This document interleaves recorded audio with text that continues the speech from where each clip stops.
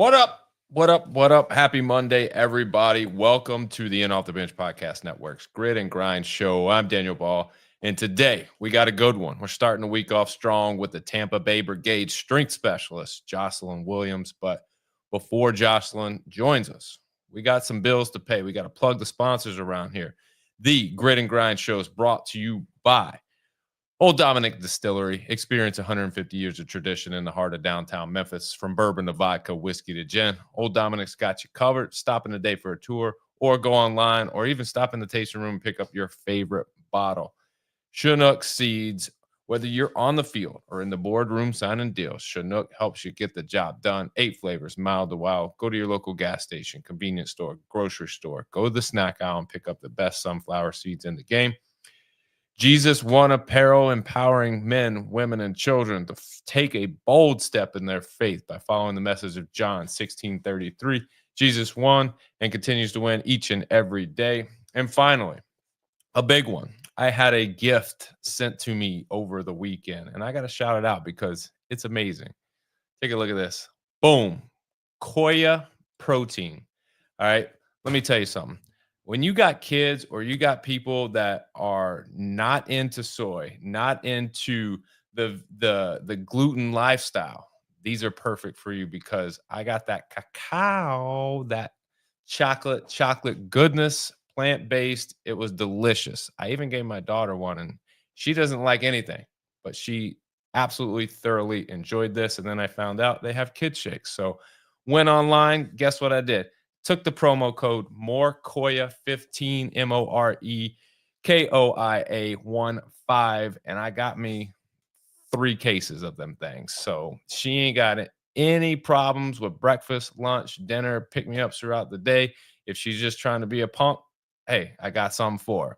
But with that, appreciate Koya sending me the samples. I'll be throwing that into my overnight oats tonight, and I'm going to take a chance and see what that tastes like in the morning. So stand by for maybe a little video of that. But appreciate them. But with that, we've got some business to attend to. We got to bring on to the show the best strength specialist in the game, Jocelyn Williams. Jocelyn, what is up? How we doing? Hey, thanks for having me. That was quite the intro. It is. I said the best strength specialist, and that might piss some people off, but I don't really care. It's Monday, and we're here to get into folks' feelings today. I love it. Obviously offline, I was telling you about some kid things, and you said, well, I got dogs, and I did some research on your dogs. All right. Corgis. What is it about corgis that they're just the cutest damn thing on earth? Like, I don't understand. Like, they are just phenomenal dogs. They are. Now that I have 2 of them, I don't know that I could ever own another type of dog. They're the best. But they are loud. So if you hear them barking during this podcast, I apologize. It's all right. I have a golden retriever, and she's a rescue, and she's really tame and really mild for the most part, but like she'll bark at like the most odd stuff. Like she'll shed, and her hair will like go across the floor just a little strand, and she'll bark at it. And I'm like, that's you. Like, chill out. That's you. Yeah. Do you think you could ever just have one dog? So I did have one for 1.5 years, and my intention with getting the second dog was to have a friend for my older dog while I was at work. But turns out my second dog is like the spawn of Satan. So unfortunately, she still needs to be created, and my older dog doesn't have a friend to play with during the day. But they're both very happy, and they are best friends when I'm home. I had 2 dogs for a long time, and then went a period of time without a dog, and I will never have 2 dogs again. Really? I love having one dog. It is a lot. It's a lot, definitely. But seeing them play together and just know that they can be buddies while I'm busy is nice. Absolutely. Well, you have quite the busy schedule. Obviously, grid. You are, PT, Florida grad. You're, not PT. You're PA, right? Yeah, physician assistant. Yeah. A lot of PTs out there, and so that's probably why I got confused. But it's okay. PA, I don't want to take anything away from you. That's a lot of school and a lot of education, and a lot of books and a lot of reading. But obviously with you doing that, you're in grid, you got 2 dogs. Like, how do you balance it all? Oof. I mean, Or do you? no, I definitely do. I have a really nice and flexible work schedule, which is nice. But it definitely took some adjustment because I'm 100% a morning athlete through and through. I'd much rather get all of my training done in the mornings. But, once I got this job that I'm in now, I wasn't able to train in the mornings anymore simply due to time, unless I wanted to wake up at like 3 a.m. and it would still be a struggle. So, really prioritizing my fitness and planning ahead of time. I do like a lot of meal prepping, a lot of things to make future Jocelyn happy, like doing laundry on my days off and prioritizing my rest days during my stretches of work when I know that I'll be either working late or like super tired and want to come home.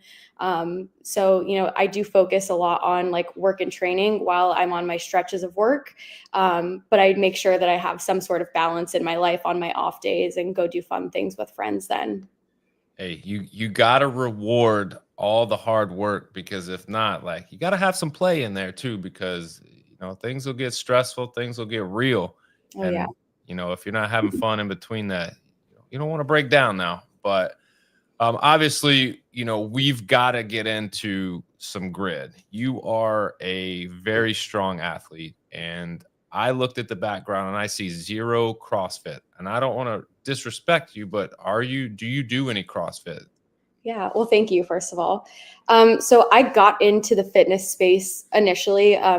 I'll just start from the beginning because I think it needs a little bit of context, but I grew up as a swimmer from 8 to like 20 years old. I was a swimmer. I swam D1 at Florida Atlantic University, and then ended up quitting in the middle of my second year just because I knew I wanted to pursue healthcare and I didn't have enough time to balance the sport and, get all my hours that I needed at that point. But for many years after that, I really, during my swimming career at Florida Atlantic, we had a strength and conditioning practice. And I found out that I'm like pretty good naturally at squatting and barbell mechanics.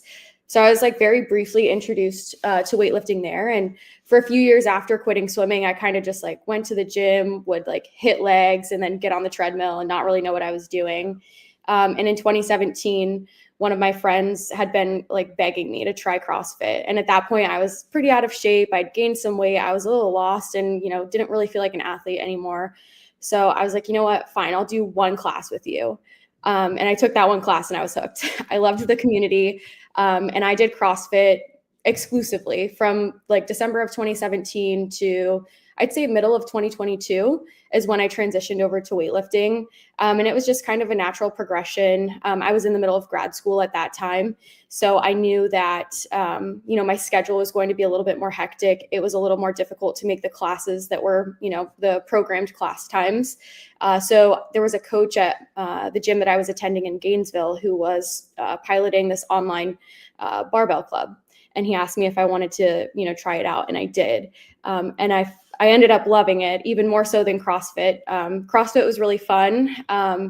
But the weightlifting is like where my heart and soul were. And I really wanted to get technical and get coached on that. So from middle of 2022 to now, I've been pretty much exclusively doing weightlifting. And then, as I kind of got introduced to grid, I obviously have to incorporate a little bit of CrossFit now. And that's usually during the season. But for the most part, I'm a weightlifter. Yeah, it's always interesting when you hear, those CrossFitters that transition to weightlifting, or they take time off from CrossFit to get into weightlifting. There's like the speed at which like you do these, like to me it seems like it's you go into a CrossFit gym, you have the workout, everything moves so fast, and then before you know it, like the class is over. But then like weightlifting, it's like you have to like take time and prepare, and it's all technique based, and it's very like, I don't want to say slow, because I don't think you guys aren't just sitting around doing nothing. Mhm. But it is like the pace of it is that something that you had to get used to, or were you like, oh, thank God, like I'm not having to do burpees and then run and then come back in here and do some more stuff. Like I'll just rest between sets. It definitely took some time to get used to. I remember my coach being like, you need to slow down in your workouts. You're missing lifts because you're going fast. You take 2 to 3 minutes of rest between every set. That's how weightlifters weightlift. And then, once I kind of got into the groove of that, now I'm used to sitting, in between my sets, taking that break. So I will say that grid is definitely a change in pace from that. So during the season, I definitely, work on my fitness a little bit more, but it's a good balance. And I truly love the sport of weightlifting. It's so fun. It's mentally challenging. It's just different than CrossFit. Got a little shout out for you, Hi. Jess. Brains and bronze. She's all about you. Obviously, Jess being the owner of the Tampa Bay Brigade and one of the athletes. She's had some coaching. She does it all. Since she's on the topic, like, what is it like playing and competing and just, being around someone like Jess, who's been in the sport for such a long time? It's so awesome. She's so inspiring. Even before she was pregnant, she was such an inspiration. Really well known in the Tampa fitness community. That's where I'm from, is Tampa. So I'd heard of her before and, always thought she was super fit and awesome. And once I had the opportunity to play with her on grid, I will say I was like a little bit intimidated. I wanted to impress her and the other coaches at the time. But getting to practice with her and share the grid with her, honestly, just such an honor. She's such a great athlete and really, truly wants all of us to do the best. And she is like the number one team player. Absolutely. Anybody that you talk to, especially around grid, they have nothing but like positive things to say about her and just what she's given to grid and just the fitness community in general. So yeah, having her to be, a coach, to be a athlete on the team, to work with and push, like, it's always helpful to have that person who kind of like, motivates you and keeps you going and keeps you doing what you got to do, because grid is strenuous. It takes a lot. It's intense. It has moments of downtime, but not a lot. With you, when we talk about your journey through fitness, obviously grid has to interconnect somewhere. So at what point do you find out about grid? Great question. It was in August of 2023. I had just competed in a weightlifting meet and I hit a bunch of PRs in the weightlifting meet, was feeling really good, felt the fittest that I ever had. I just got my first job as a new grad PA. And my friend and I decided, let's go see this grid league event that's happening at Valor in Tampa, just one random weekend, because I had a friend that played for one of the other teams. So I had no idea really what it was. I saw Instagram videos. So I went and I watched the matches, and that was the year that the Brigade had some injuries during the match. And I was like, oh my gosh, this is crazy. These people are so fit, but this sport is so scary. How does anyone do anything? Wow. And my friends and I were so impressed, like jaws on the floor the whole time. And I left. And the next morning I woke up to an Instagram DM from Dalton Herrero, who plays for the Brigade too. We were actually like childhood friends growing up. And so he'd reached out to me and he was like, hey, have you ever thought about playing grid? And I was like, this is so crazy, because I literally just learned what it was yesterday. And I said, I don't know if I'm good enough. And he was like, we need female bodies, so you should come try out for us. And I did. And that was the end of it. What is it about people who, like, is it just humbleness, or when people present you with something, and I'm the same way, and I think most people are, it's like, hey, have you ever tried this? And their immediate reaction is like, oh no, I'm not good enough, or no, I can't do that. Like, what is it about? Like, you're smart, you've got degrees. Like, why do people do that? I don't know. And it wasn't necessarily that I couldn't do that, but it was my training at the time. I knew I wasn't doing things of that sort. And, getting into grid, I didn't know initially, that you stay in your box. A strength specialist does the strength work. And so I wasn't sure what their plans were for me and what they intended for me to do. So I definitely felt a lot of pressure going into the tryouts, and I sent in a lot of videos. But once I kind of learned everything that they wanted me to do, I still will say that first season, I don't necessarily believe that I belonged on the grid. I had a lot of imposter syndrome.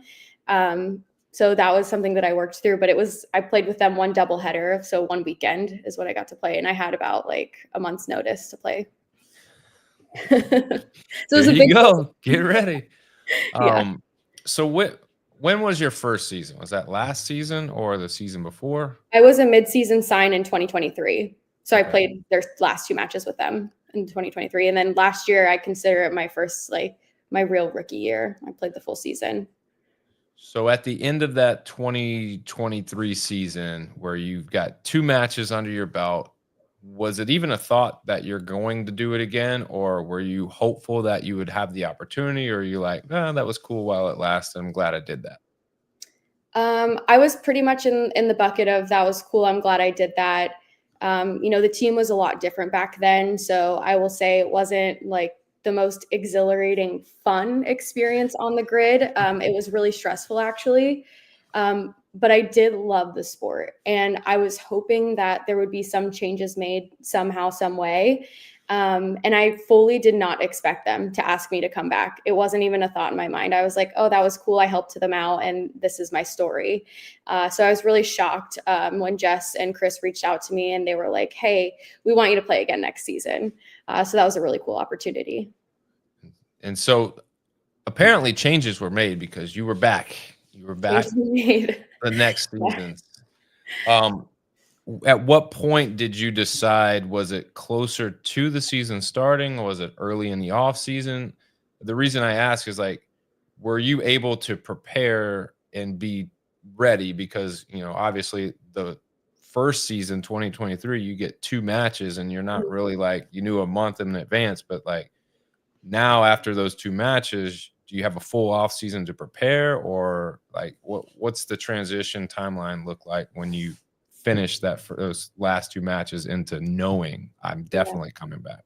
I did resign. We had a meeting at the end of the season. Basically, they wanted to know our concerns and get honest feedback. And we had a very honest conversation, how much I love the sport. And they gave me some insight as to the direction that they were heading. So I did resign within the resigning period. I think it was in December or early January. So I knew like much before the season that I was playing, and I prepared as such. So did it go as you had expected? Not from a like what did the team accomplish standpoint, maybe from a team accomplish, but from a personal standpoint, going into like, all right, this is my first full season. At the end of it, did you meet the expectations that you had set forth? Yeah. So, I mean, obviously, our big goal is to win the championship, right? Like, who's going into a match not wanting to win the championship? But I can say without a doubt, this season 100% exceeded any expectations that I had on, like, with this sport. Um, you know, we had the best time. We had an amazing team full of rookies. We were the underdogs. Nobody really knew or cared about what we were doing. They really doubted us a lot of the season. So it was really cool to get on the grid and just, make our actions speak louder than words. We try not to be the loud people, online and stuff. So it was really cool, and it was a really special season. And I feel like the team that we have, we're not just friends, like we truly are family. Yeah, it matters. Every coach, every team, every player that I talk to, they all say the same thing. And now, how much they actually believe that, I don't know until I can see it in person. Mhm. But with the brigade, I've seen it in person. I can honestly say, like, it's way different than maybe I expected it to be. There's not a bunch of individuals out there. It's truly a team of people that really like each other, Yeah. maybe almost like each other too much, but the reality is in order for you to have a successful season, you have to have a culture and a community of people on that team that literally want the other person to do better than them.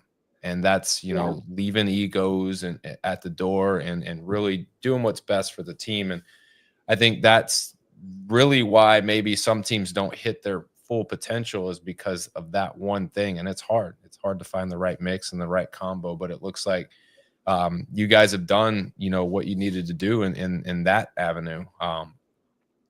Trying to get the right mix because what I saw is some really good camaraderie. I saw no egos, and I saw a lot of people that were willing to be selfless and give whatever the team needs. If that means that I'm not in a certain race or a certain element, and maybe I did it last year, but someone's better than me, then do what it takes for the team to win. And that's awesome. Looking back at last season, just kind of recapping it, kind of up and down the regular season, you get to a point where, all right, we're in a really good spot going into the final match against the Palms. You don't have to win it. You just can't lose by more than 5 points. And I've asked a lot of athletes this question on the Brigade, but I'm going to ask you, I'd like your perspective. For you guys, like knowing that if you move on in the playoffs after that match, it could be a long, like grueling, like task to get to a championship. Are you holding anything back, or are you like strategizing differently against the Palms and going, all right, it's all right to lose. We just can't lose by X amount? Yeah. No, we play every match the same when we get on the grid. There's no holding back. We strategize incredibly hard, like maybe to a fault. We practice so much. But there was, you can't make the championships if you don't win your point differential. So we had to earn that spot. So we did everything that we could. You took care of business. Obviously, you don't win the match, but you did enough, and 5 points, let's be real, in grid is it's a mountain to climb so that the likelihood of that happening, I mean, the likelihood of y'all losing that last match I thought was slim, but you did. But the likelihood of you losing and then giving up 5 was like almost improbable. But you end up barely losing. I think it comes down to the sprint relay, but you move on and you're the 4 seed taking on the number 1 seed, the Sharks, in the playoffs. And it was a grueling battle. It was a great match. It came down to that sprint relay.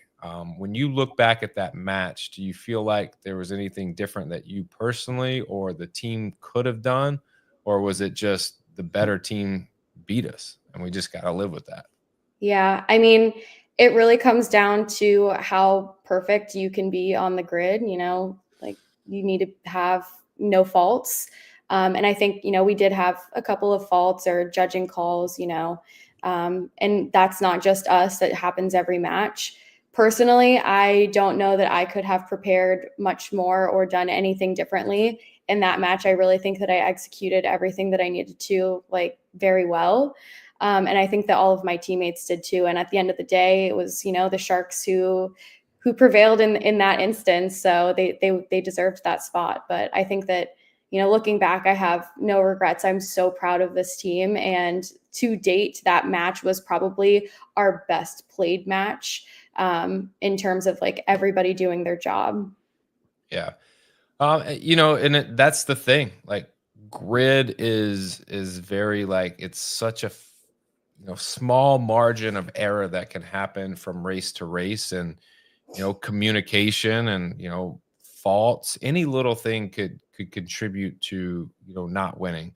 But obviously, what you want to do is try to take as much of that out of it and just run your race. Do what you can do. Control what you can control. If every player controls what they can control, then, like you said, at the end of it, hey, we did the best that we could, and we got to kind of live with the end result. Obviously, the end result of that match wasn't what you were hoping for as far as the goal for the season. But when you look back on it, it's got to be a successful season overall, right? You come through the season with a new group of people. Maybe some people have never been on the grid before. You run them through it. You personally are maneuvering, I would say, through a rookie season into kind of feeling like, okay, like I know what I'm doing now. So you have a successful season, and now it sets you guys up for 2025. In 2025, what did you work on in the off season to prepare for this? Because it's so hard to go, well, I'm going to get stronger. Well, do you yes, you can get stronger, but do you need to get stronger? Do you need to get faster? Do you need to be able to be more balanced and do other things? Like what particularly are you working on in the off season to prepare for 2025? Yeah. I am 100% working on my strength. Weightlifting is still a priority for me, and I compete in weightlifting. So I'm working on my Olympic lifting every day. But I'm working more so on speed as well, and heavy working sets, definitely. I'm lucky on this team in that we have a lot of really good utility players that are also really strong. So that lets me be able to focus solely on the heavy barbell stuff and maybe some stuff in partner forward if it's my jam. But they really rely on me for, like mirror, heavy bars and echo, ladder, that type of stuff. So, just getting more confident at moving weight quickly. It's easy to move heavy weight with rest, but it is so different to do it under fatigue and quickly. So I've been working a lot on that, and incorporating more like odd object stuff like sandbags and D-balls, kettlebell things. So I'm hoping that I bring a new package to the grid this year. Let's go. Your weightlifting coach, what does your coach say in regards to grid training? Are they pro? Are they like, God, I wish you wouldn't do that, but okay. My weightlifting coach, shout out Koki. He coaches up in Gainesville. He's awesome. He's fully supportive of me doing grid. I will say when I first started grid, it took a while for him to fully understand what was happening and what it was, but I think he thinks it's pretty cool now. And shout out to him because he actually programs. He started last year. He'll program grid accessory for me after every lifting session. So he will literally go through my work schedule and program around, mostly on my rest days. We'll do doubles for a few days, or we'll do weightlifting in the morning and grid in the afternoon. And he really tries to prioritize my recovery and make sure that every session I'm getting counts. And he wants me to be a good grid athlete. So he's super supportive and he's an amazing coach. That's awesome to hear, because you hear a lot of athletes in different sports, CrossFit, weightlifting, who don't have the support from their other coaches. And it's a shame. Like, to me, like, there's room to do it all. Mm-hmm. And that may mean, well, one day we're not going to train this specific sport. We're going to do grid.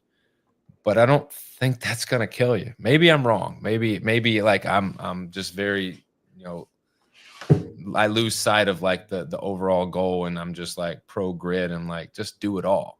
But I love fitness. Like, I feel like just do something, and like it's better, like it's got to help you with whatever you're trying to achieve. 100%. Yeah. I think there's a area for everybody to do whatever they want. Mm-hmm. In sport.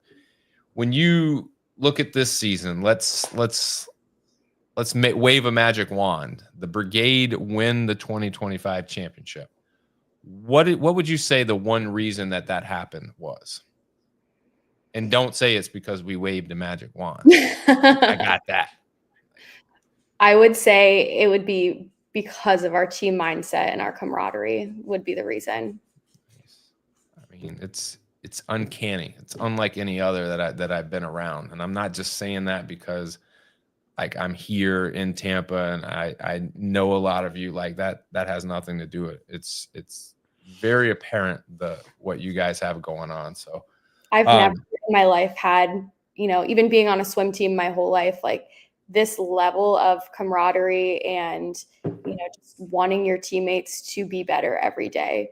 And I tell my teammates very often in our group chat, I'll text them and be like, I'm channeling my inner Rebecca today to hit PRs. Like, I'm thinking about Ari today, trying to lift heavy. Like, my teammates inspire me. And on my hard days when I don't want to finish my working sets or lift heavy, it's so inspiring that I can just think about my teammates and wanting to be good for them and think about what they're doing to be good for the team.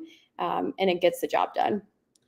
Is it difficult on a day-to-day basis to get yourself to the gym? Or is the hard part like, so you're following program that maybe no one else is following and you're maybe by yourself? There's tons of people around you, but you might be literally by yourself doing your programming. What's harder, getting in the gym or being in the gym knowing that I'm kind of by myself here? When I'm not working and I can, see the sunlight of day, it's never usually an issue getting to the gym if I can go at the time that I want. So I'll say on work days, it is harder to physically get to the gym. But the aspect of training alone every day, I do. There's, like you said, usually there's people around doing their own thing, but I am in a corner of the gym facing the wall, getting my work done, maybe headphones in. So those days are hard, especially, on days that my lifts aren't going well or the way that I want them to. Some days I want to stop in the middle of my sets. But like I said, I think back to most of my teammates, all of my teammates, and I do it for them. Yeah, it's takes a special person. You said with work, you're having to train. Like, when is the ideal time to train? Like, if you could pick. Before I started my job, my ideal time to train was early morning, like 6 or 7 a.m. But these days, I do value my sleeping in a little bit. I have nice morning routines, slow morning. So I'll say my ideal time to train is between 9 and 11:30 a.m. is my favorite time to be at the gym right now. Nice. I'll tell you this. I'm a early, like first thing in the morning, like 5:30 workout person. And I've been that way for a very long time. And I've gotten to the point where like I do value sleep and I enjoy sleep. And like I can tell when I'm tired in the gym, like it takes a little bit extra. But knowing that that's over and I have the rest of the day, like nothing beats that feeling. Like maybe a PR on something, because I don't do those that often anymore. But like once I'm done, like, and I've kicked ass, like that's a great feeling knowing I got like the rest of the day. Like, let's go. But it just comes down to personal preference. Like for me, and maybe like you, in the morning, I know that I don't have anything to worry about. People are asleep. There's no job. There's no nothing. Like I just have my time. That's important to me to do that. When you're in the gym and you got the headphones on, what are you listening to? It varies. Maybe a little bit of country. I have a good gym, like hip hop playlist, a little bit of rap. Okay. Listen to some of that, a little bit of hype music. All right. I can deal with that now. So country. It depends on the day for country. Not always country. I have to be in the mood. And usually it's like happy, upbeat country. Gotcha. Hey, to each their own, and whatever it takes. Hey, sometimes it's the playlist that makes the difference. I'm very much a believer in like what you listen to when you work out makes a difference, because I've used to be that person that didn't listen to anything working out. And like now that I listen to something, like I could tell I got a little pep in my step. Don't get me wrong. I got you. May 24th. It's a big day, right? Big day. So you look, we're less than a month. Wow. We are less than a month away, and we'll be headed to Miami to take on the Palms in week 1. This is a rematch from the last regular season match from last year, where you guys were able to really put yourself in the playoffs with the performance that you had against them. You did lose. Is there any extra motivation to go out and beat them? Or is it just, it doesn't matter who's up there? It could be whoever, we're going to win. As much as I want to say it doesn't matter who's up there, we want to beat the Palms. We're coming for round 2, and we're coming to win. Y'all hear that? South Beach, y'all get ready. You better put your clothes on and come in, shoelaces tied. Make sure you got whatever lifters. If you got regular shoes, make sure you're ready. Make sure you got your wraps, your weight belts. Make sure your supplements. Make sure you get your sleep. Make sure everything is on point, because we don't know no excuses, none. Obviously there's a lot of storylines with week 1. It's the most anticipated grid season that I can think of. And, I'm saying that because that's what people are saying. People are chirping. As we get closer, there's more chirping and more trolling and more things that are being put out there. Even yesterday, things were put out there. I'm just reporting the news. I'm not here to say who. Y'all can find all of that out. But do you try to steer away from all that and just focus on you, or is it kind of fun to like read and listen and see what the chirpings are all about? Sometimes I'm curious. I don't participate. Sometimes I'll just read and see. Who doesn't want to know? But I do try to focus on myself and, our team. And I don't condone any bad sportsmanship or bad talk about other teams. So try to keep my distance. But As long as it's like I'm for it. I'm for it as long as it's in competitive nature, it's in good spirit, and it's not to create this extra drama outside and take away from what's going on like in the match. yeah, So maybe that's old school, maybe that's not, maybe that's just soft. I don't know, but I want everybody to be at their best, and I don't want any reason for people to have any animosity to like have a reason where they couldn't focus on being their best version, because mhm, you don't want any excuses. If you win it all, you don't want anybody being like, well, they won it because yeah, no becauses. right. Just y'all do better. That's all. Mhm. But Jocelyn, I know you're busy. I'm going to let you roll. Anything you want to plug or promote before you get out of here? I'll say shout out to Element 26. They are sponsoring me this year for Grid. They have great knee sleeves, lifting straps, and weight belts. So highly recommend their company. All right. If y'all need your gear, your Yeah. support gear, your belts, your knee sleeves, and look, y'all, for God's sakes, I know y'all out there. Don't be those people that don't ever wash your knee sleeves. If you don't Oh, wash them, go please. get some new ones. I mean, that is, y'all gonna get something funky, and we're gonna have to cut your legs off. So Mhm. y'all go out there and get your Element knee sleeves. Get something. Wrap some towels up. Get some baby wipes. I don't care. Make yourself better. Be an adult today. Jocelyn, I appreciate the time. Good luck this season. Hope you have a healthy, safe, successful season. And who knows, if the Brigade are standing tall at the end, we'll bring you back on. We'll talk about it. We'll recap it, and we'll have some fun. Sounds good. Thanks for having me on. It was a good time. Absolutely. That is Jocelyn Williams of the Tampa Bay Brigade. If you like hearing Jocelyn's story, or you just like hearing Average Joe's talk X's and O's, please like, share the podcast on Facebook. Head over to YouTube, click like, subscribe, notifications. That way you're first to know when new content is being dropped.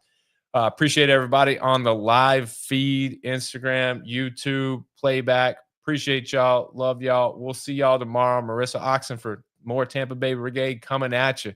So y'all stay tuned for her story.